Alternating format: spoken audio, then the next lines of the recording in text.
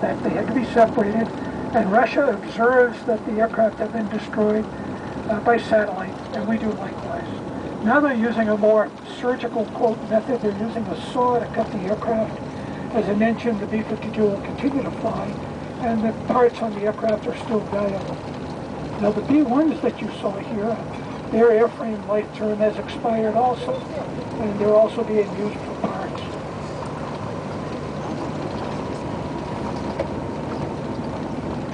Coming up, we're going to see another open space, and this had been last year at this time. The opening that we see just behind the A3s here was completely filled with C-141 Starlifter cargo aircraft, and they've since been sold off as scrap. They've been scrapped out. Now, if you look ahead, staying on the right, you're going to see tails sticking in the air. That's the tail of a C-141. And the only reason I point that out as a particular aircraft to you is because when we go by it, if you look over the cockpit, you'll see a little hump. We're not quite there yet. But there's a little hump on the top of the cockpit, and that's your refueling receptacle. And it's a good example of what the second method of refueling, which is the boom. And it kind of gives you a better idea of how that operates. And we're coming upon it now.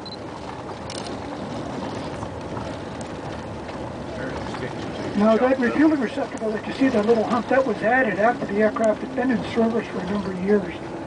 And that would fly up behind the tanker, and that boom would be thrown down in it. Now we're going to be making a U-turn. And if you look on the ground out of the right of the bus, you'll see a lot of wooden boxes and parts for an aircraft. What we have here is production tooling. Production tooling of those items necessary to manufacture an aircraft.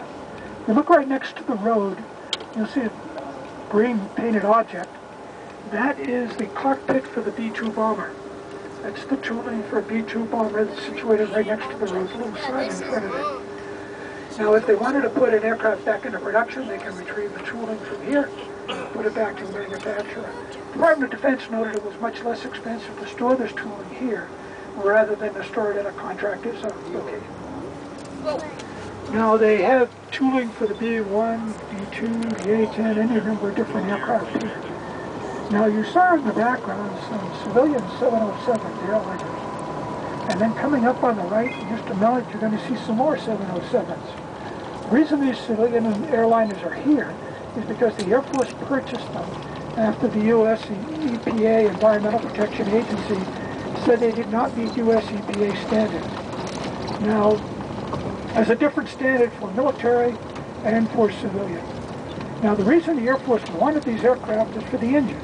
You'll notice on the right, the engines have been removed, as well as the tail sections, seats, galleys.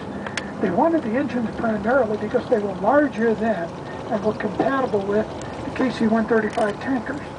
So they were able to upgrade the tankers using this, and these aircraft and engines. And for each aircraft that the Air Force purchased, they realized a savings of $4 million. How did they do that? Well, if they had to go out and buy those larger engines, and all the other parts would have cost about $4 million more.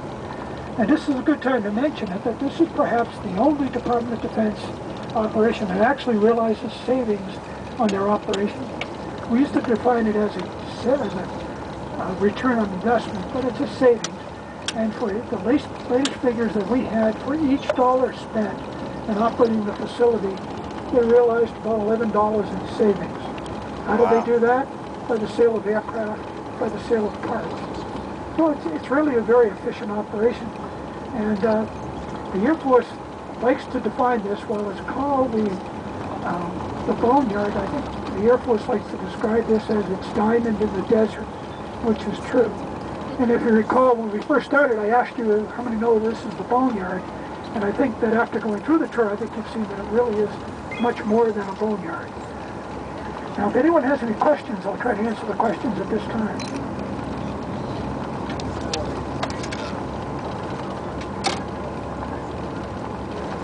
The question is about, there's a storage facility off of I-10 on the left, on the west side of the road, going to Phoenix from Tucson. That's a civilian airline storage. It's operated by a company called Evergreen Aviation. And Evergreen Aviation stores the aircraft there and operates and preserves them the exact same way the Air Force does. They do the same process that the Air Force does, the application of spray lead in 2 coatings. That is closed. They don't do tours there. It's kind of an interesting facility, though. I've been there. The museum docents have been there on a tour, special tour, and that was an old World War II training airbase. Fascinating. In fact, the World War II tower is still there. Not being used, but it's still there. Now, they store 747s, DC-10s, any number of aircraft. And when we drove over to the other side, you had to stop at the end of the runway and look both ways because it's CNBC. So if any planes are coming in, you just have to take a look. Yes? Give or take, how many aircraft are out here? Yes. The question, how many aircraft? Is approximately 4,400 aircraft stored here. The combined value at first purchase is approximately $33 billion. Wow. Yes.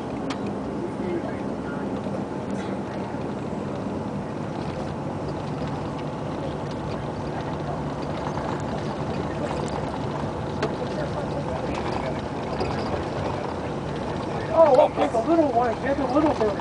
Okay, the question on the little copters.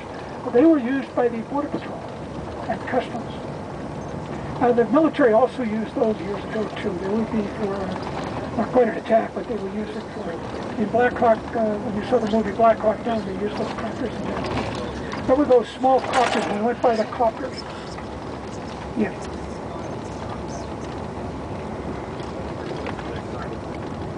Question is about the C-5. It's not that old an aircraft, but what it is, each aircraft airframe has a life term. And these have been expired. But they're still used for parts. Parts are still valuable. Yes? Out of those 4,000 planes, how many could get back up in the air if they had to? Out of the 4,000 planes here, how many could get back up in the air? Well, they do about 20 to 25% can go back into service. Now, there's no time of how long it takes to get them back into service. It depends on how long and how fast